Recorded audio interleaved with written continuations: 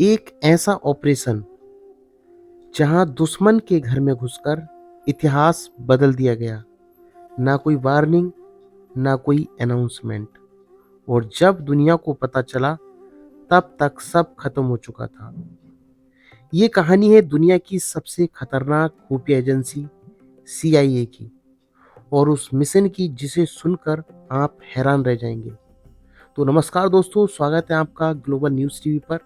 आज हम बात करने हैं ऑपरेशन नेपच्यून स्पीयर, यानी ओसामा की एंड कैसे हुआ। ओसामा को CIA ने किस तरीके से और कैसे मारा और उसके पीछे की रणनीति क्या रही थी।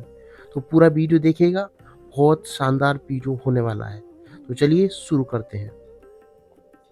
दोस्तों, CIA यानी सेंट्रल इंटेलिजेंस एजेंसी, अमेरिका की सबसे सीक्रेट एजेंसी, जिसका काम होता है दुश्मन देशों पर नज़र रखना, गुप्त मिशन चलाना और देश की सुरक्षा सुनिश्चित करना।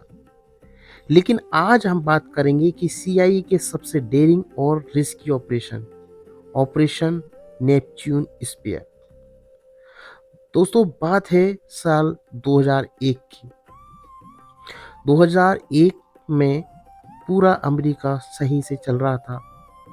कोई कहीं पर बैठा हुआ चाय पी रहा था, कोई कैफे में था, कुछ जो ऑफिसर्स थे वो मीटिंग ले रहे थे, यानी सब कुछ नॉर्मल था।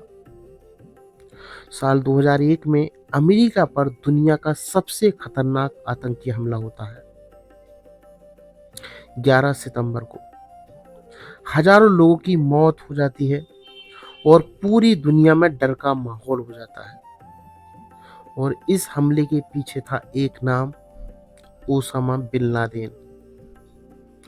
इसके बाद अमेरिका ने कसम खाई, चाहे वो दुनिया के किसी भी कोने में क्यों ना हो, उसे ढूंढ कर खत्म कर देंगे। लेकिन दोस्तों, ओसामा बिन लादेन को ढूंढने के लिए टीम्स बनाई गई। अमेरिका की CIA एजेंसी ने बहुत सारी रेकी की, लेकिन ओसामा बिन लादेन को ढूंढना आसान ही नहीं, नामुमकिन था। CIA की टीम अफगानिस्तान, पाकिस्तान के बॉर्डर पर तमाम सर्चिंग की, सीक्रेट ऑपरेशन चलाए, इंट्रोगेशन की, लेकिन कोई पता नहीं चला। साल बीतते गए और ओसामा बिन लादेन का कोई सुराग नहीं मिल पाया। धीरे धीरे 2001 से 2, 3, 4 इस तरीके से 2011 आता है।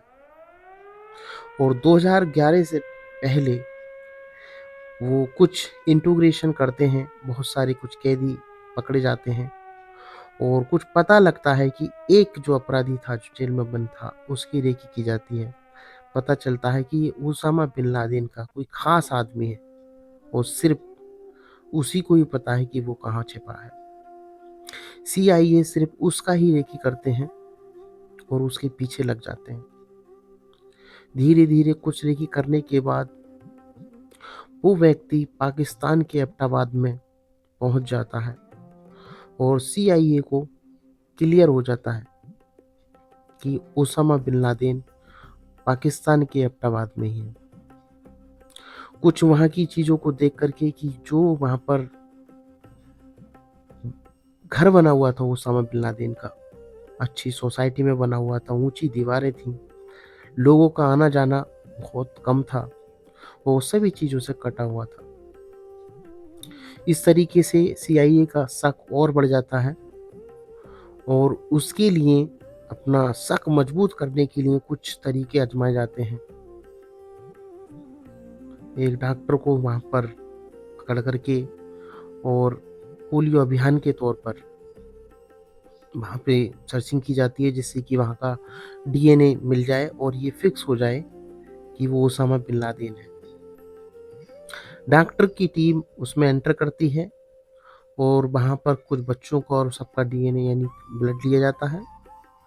कुछ समय के बाद में डॉक्टर उस चैम्बर तक जाने में सक्सेस हो जाता है जहाँ पर ओसामा बिन लादेन बंद था। वहाँ से ही उसका भी सैंपल लिया जाता है और CIA की टीम सैंपल लेने के बाद 2 से 3 घंटे उनको लगते हैं और रिपोर्ट में ये ज़ाहिर हो जाता है कि व्यक्ति उसामा बिन लादेन ही है।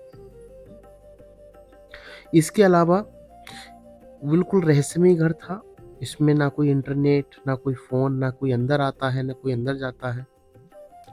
तो सीआईए को यकीन हो जाता है कि टारगेट यही है। अब सीक्रेट प्लानिंग अब शुरू करते हैं और जब क्लियर हो जाता है कि ओसामा बिन लादेन यहीं पर है,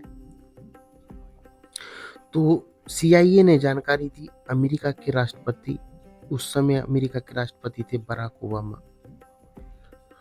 बराक ओबामा एक हाई मीटिंग करते हैं और वो जो है आदेश दे देते हैं कि भाई इस तरीके का मौका कभी दोबारा नहीं मिलेगा।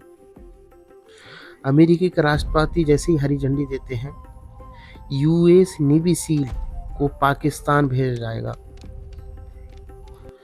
और सबसे चौंकाने वाली बात ये होती है कि इस ऑपरेशन की खबर पाकिस्तान को भी नहीं दी जाती है। रिस्क था, क्योंकि अगर ये मिशन फेल होता है तो इंटरनेशनल वार, और अगर पकड़े जाते हैं तो अमेरिका की बेइज्जती हो सकती है। लेकिन फैसला हो चुका था। बराक ओबामा ने अपनी हरी झंडी दिखा चुके थे। सन 2011 तारीख 2 मई रात का समय 2 स्टील ब्लैक हेलीकॉप्टर वो हेलीकॉप्टर होते हैं जो रात के अंधेरे में कहीं उतरते हैं और रडार की पकड़ में नहीं आते हैं। स्टील ब्लैक हेलीकॉप्टर चुपचाप पाकिस्तान में घुसते हैं 2, और यूएस नेवी सील्स उस कंपाउंड में एंट्री करते हैं।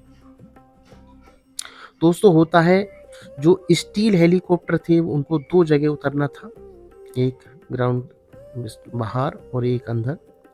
लेकिन एक जो हेलीकॉप्टर था उसमें कुछ खराबी आ जाती है और उसको जहाँ जिस पोजीशन पे उतरना था उस पोजीशन से हट करके वो हवा के दबाव के कारण डिस्टर्ब हो जाता है और क्रैश हो जाता है।